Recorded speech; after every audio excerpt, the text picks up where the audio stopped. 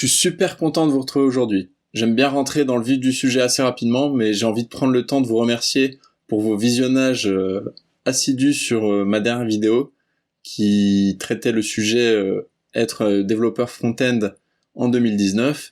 Merci pour vos likes, pour vos commentaires, et bienvenue aux nouveaux abonnés qui m'ont rejoint, et bienvenue à ceux qui vont le devenir aujourd'hui. Je l'espère. Bon, il me semble que je me suis pas présenté la dernière fois, donc moi c'est Quentin pour Front-End Vidéo, et aujourd'hui on va parler de l'API cachée de WordPress, comment on y accède, quel est son intérêt, et comment je l'utilise dans mes projets. Allez, c'est parti.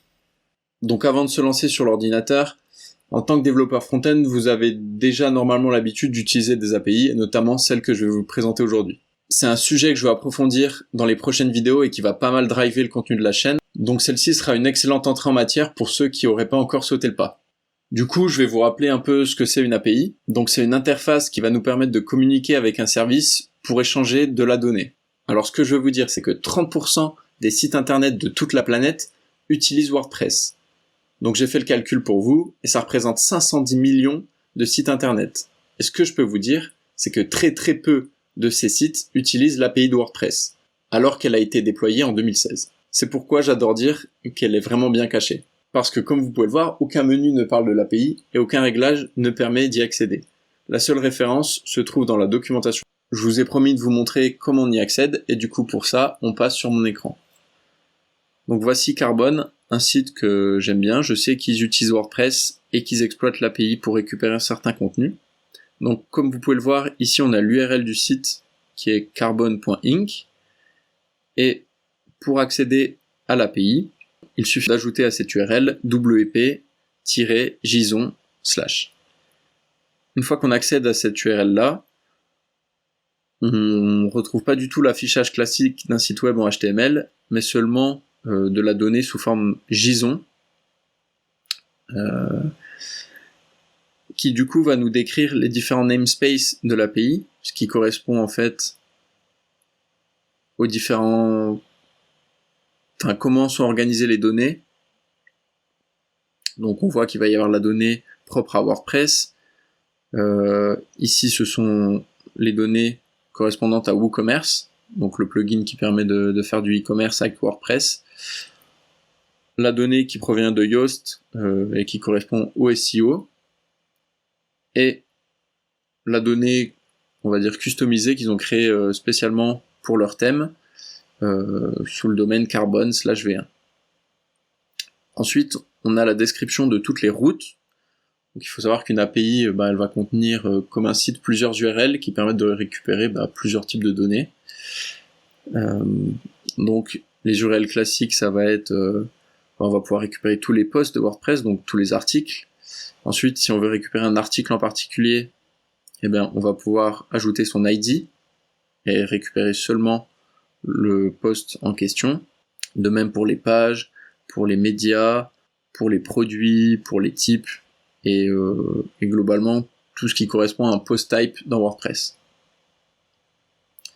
Ensuite, on va avoir toutes les routes de WooCommerce. Donc il y en a beaucoup qui vont permettre de gérer les commandes, les produits, le panier, les bons de réduction, toute cette logique propre au e-commerce. Et enfin, on voit qu'il y a une route qui correspond à la page d'accueil du thème qui a été créée. Donc si on navigue vers cette route-là, on a 3 objets qui sont renvoyés. Donc si on ouvre l'article principal, on voit que la donnée, en fait, elle est organisée de manière très simple, où on va retrouver l'ID, le titre, la catégorie, l'auteur, le temps de lecture, la date de publication, les images correspondant à l'article, et enfin, l'URL qui permet d'afficher cet article. Ensuite, sur la page d'accueil, apparemment, il y a un système de sections. Pour chaque section, on a un titre, ainsi qu'une liste d'articles. Et pareil que précédemment, chaque article possède son ID, son titre, sa catégorie, etc., etc. Mais alors, cette API, c'est cool, ok, elle renvoie de la donnée, mais à quoi ça va nous servir vraiment? Donc là, je vais vous donner des cas d'usage concrets que vous allez retrouver sur beaucoup de projets et que vous traitez déjà sûrement. Donc ça peut être par exemple un scroll infini sur un blog. Ensuite, ça peut être l'envoi d'un formulaire. c'est aussi un très bon moyen de créer un back-office pour une application mobile native. Et ensuite, ce que je préfère, et dont je vous reparlerai plus tard, c'est de pouvoir faire un headless CMS. Moi, ce qui m'a vraiment fait utiliser à fond l'API de WordPress, c'est l'autonomie que je peux avoir en tant que développeur front-end. Parce que normalement, c'est un développeur back-end qui doit développer l'API dans un langage que je ne maîtrise pas, en Python par exemple, ou en Ruby. Et là, avec WordPress, je peux vraiment gérer toute ma partie, rajouter les post types que j'ai créés, prendre en charge mes champs ACF, créer mes routes customisées pour gérer la recherche par exemple, ou vraiment une logique particulière. Et j'ai besoin seulement des éléments que j'utilisais déjà avec WordPress en PHP pour créer tout ça et que ça soit accessible derrière via l'API. Et enfin, on garde la communauté de WordPress plus tous les plugins qui sont de plus en plus à se convertir et à mettre à disposition leur logique sur l'API. Maintenant, je vais vous parler des outils qui vont vous être vraiment utiles lorsque vous travaillez avec une API, en particulier avec celle de WordPress. Et pour ça, on repasse sur mon écran.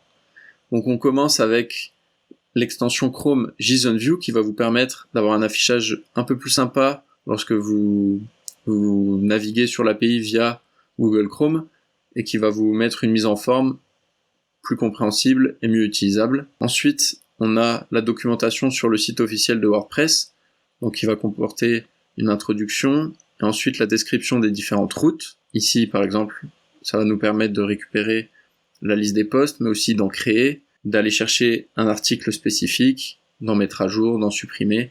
Donc voilà, pour toutes les routes qui sont embarquées de base dans WordPress, vous avez la référence ici.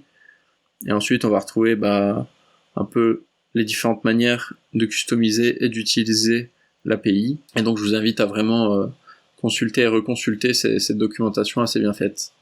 Enfin, moi, j'utilise sur tous mes projets le plugin qui s'appelle ACF et qui permet de créer tout un tas de champs personnalisés dans WordPress. Et donc, vraiment, d'avoir un contenu qui va vraiment au-delà de juste un titre, une date et un grand champ éditable. Et donc, on retrouve ici le plugin qui permet d'exposer tous ces champs via l'API lors de nos appels.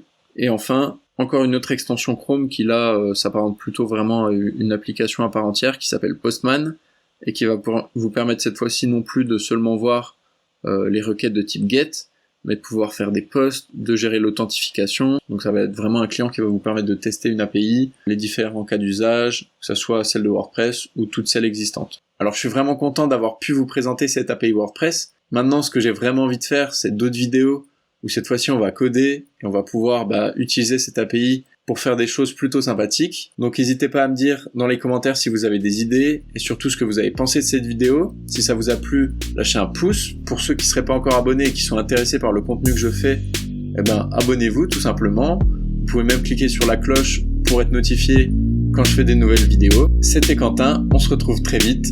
Ciao, bye bye.